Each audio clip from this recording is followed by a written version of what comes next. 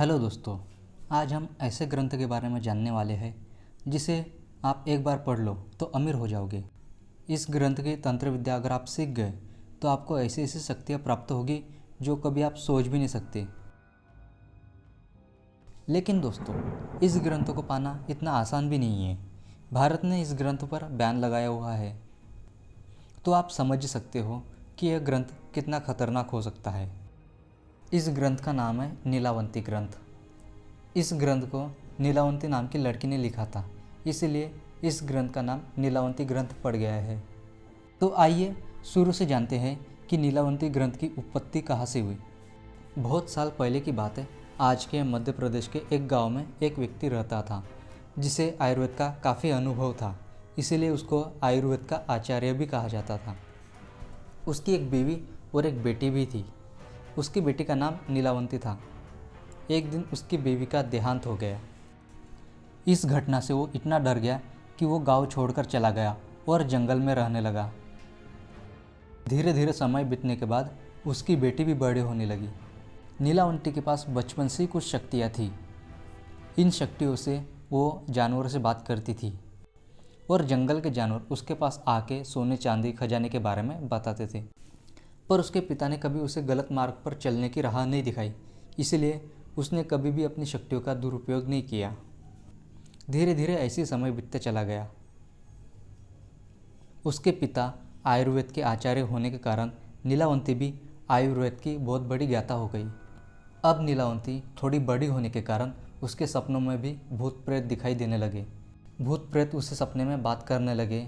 भूत प्रेत उसे जो भी बताते वो कुछ दिनों में सच साबित हो जाता था। यह सब बातें वो अपने पिताजी को कहती थी।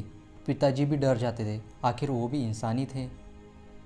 ऐसे करते करते काफ़ी समय बीत गया और नीलावंती अब बड़ी हो चुकी थी। नीलावंती अब इतनी खूबसूरत हो चुकी थी कि उसे देखकर कोई भी मंत्रमुग्ध हो जाए। नीलावंती अब बड़ी हो चुकी थी, इस कारण भूत प्रेत उसे रियल लाइफ में भी दिखने लगे। भूत प्रेत उसके पास आकर उसे मंत्र बताते थे। यह बात उसने अपने पिताजी को बताई। उसी रात उसको यह बात पता चल गई कि वो आम लड़की नहीं है और उसकी दुनिया कहीं और है और उसको उसकी दुनिया में जाना चाहिए। यही बात उसने अगले दिन अपने पिताजी को बताई और उसी दिन घर से निकल गई अपने सवालों के जवाब पाने के लिए। उसको पता था कि उसके सवालों का जवाब सिर्फ प्रकृति ही दे सकती है, इसलिए वो जंगलों में भटकने लगी। रोज़ उसे भूत प्रेत मिलते थे और मंत्र बताते थे, जिसको वो सिद्ध कर लेती तो जानवरों की आंखों से भी वो दुनिया देख सकती थी। उसने इसी तरह काफ़ी सारी सिद्धियाँ हासिल कर ली। इसी वजह से वो काफ़ी ज़्यादा पावरफुल भी बन गई थी। नीलावंती अपने द्वारा की गई सिद्धियों को एक बुक में लिखती थी। अब वो किताब बहुत बड़ी सिद्धि वाली किताब बन चुकी थी। उसमें ऐसे ऐसे मंत्र लिखे गए थे जिसे अगर कोई पढ़ ले तो वो जो चाहे वो कर सकता था। वो पानी पर चल सकता था, आग पर चल सकता था, जो मन में आए वो कर सकता था। ऐसे ही कुछ समय बीतने के बाद उसके पास एक पक्षी आता है जो उससे बात करता है और बोलता है कि पश्चिम दिशा की ओर एक गांव है। उस गांव में एक बरगद का पेड़ है। उसी पेड़ के नीचे तुम्हें तुम्हारी दुनिया मिलेगी। नीलावंती तुरंत ही पश्चिम दिशा की ओर जाने लगती है। आधी रात में उसे एक बैलगाड़ी दिखती है। उस बैलगाड़ी में एक व्यापारी भी बैठा हुआ होता है। नीलावंती सोचती है कि इन्हें गांव का रास्ता पूछ लूँ ताकि जल्दी गांव में पहुंच जाऊँ। तो वो उस व्यापारी से बात करती है और गांव का रास्ता पूछती है। व्यापारी नीलावंती को देख मंत्रमुग्ध हो जाता है और व्यापारी को नीलावंती से प्यार हो जाता है। व्यापारी उसे बोलता है कि मैं तुम्हें गाँव ले चलूँगा, लेकिन मेरी एक शर्त है, तुम्हें मुझसे शादी करनी होगी। यह सुनकर नीलावंती भी खुश हो जाती है और उनकी शर्त मान लेती है। लेकिन नीलावंती भी व्यापारी से एक शर्त रखती है कि मैं तुमसे शादी करूंगी, लेकिन रात के टाइम में कहाँ जाती हूँ, कहाँ से आती हूँ, ये सब तुम कभी नहीं पूछोगे। यह सुनकर व्यापारी भी मान जाता है और दोनों गांव की तरफ निकल जाते हैं। गांव में पहुँचते ही दोनों साथ में रहने लगते हैं और नीलावंती रोज़ रात को बरगद के पेड़ के नीचे जाती और सिद्धियाँ लगाती थी। ऐसे करते करते काफ़ी दिन बीतने लगे। एक दिन ऐसे ही आधी रात को नीलावंती सिद्धियाँ करते हुए गाँव वालों को दिख जाती है। गांव वाले यह बात उसके पति को बताती है। व्यापारी यह बात सुनकर काफ़ी डर जाता है और वो भी अगले दिन उसका पीछा करते हुए बरगद के पेड़ के नीचे चला जाता है।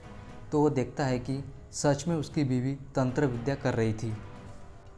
तो वो गुस्से से घर आता है और सोचता है कि नीलावंती से बात करूँगा।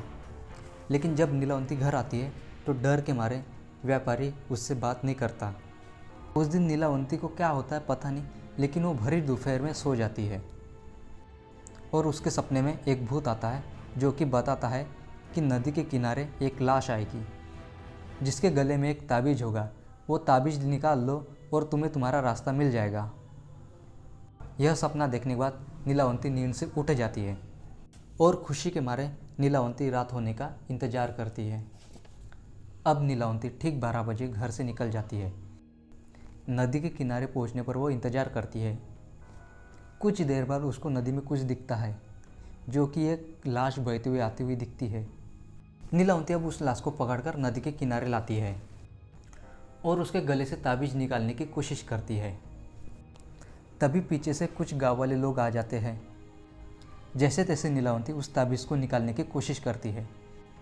तभी उसका पति उसके पास आ जाता है और उससे वो ताबीज़ छीन लेता है और वो अपना रूप बदल लेता है और बोलता है कि मैं शैतान हूँ, मुझे ये ताबीज़ और किताब मुझे दे दो। नीलावंती उस जगह से जैसे तैसे भाग जाती है अपनी जान बचाकर। उस शैतान को ताबीज़ तो मिल गया था, लेकिन उस शैतान को अभी तक उसकी किताब नहीं मिली। इसीलिए वो शैतान काफ़ी कोशिश करता है किताब ढूंढने की, फिर भी उसको किताब नहीं मिलती। ऐसे ही कुछ दिन बीतने के बाद वो किताब एक ब्राह्मण को मिली। उसने इस किताब को पढ़ने के बाद उसे तांबे के ताम्रपत्र में लिखा, क्योंकि वो इस किताब को जान चुका था, क्योंकि कोई भी लालची व्यक्ति इस किताब को पढ़ नहीं सकता। अगर किसी ने गलती से पढ़ ली तो उसकी मृत्यु निश्चित है। और वो ब्राह्मण लालची नहीं था, इसीलिए वो जीवित बच गया था। उसके बाद वो किताब आज तक किसी को नहीं मिली। अगर मिली भी होगी तो लालच की वजह से आज तक पता नहीं कितने लोग उस किताब की वजह से मारे जा चुके हैं। दोस्तों, आपको वीडियो पसंद आई हो तो लाइक ज़रूर करें और शेयर भी कर दें और सब्सक्राइब करना ना भूलें।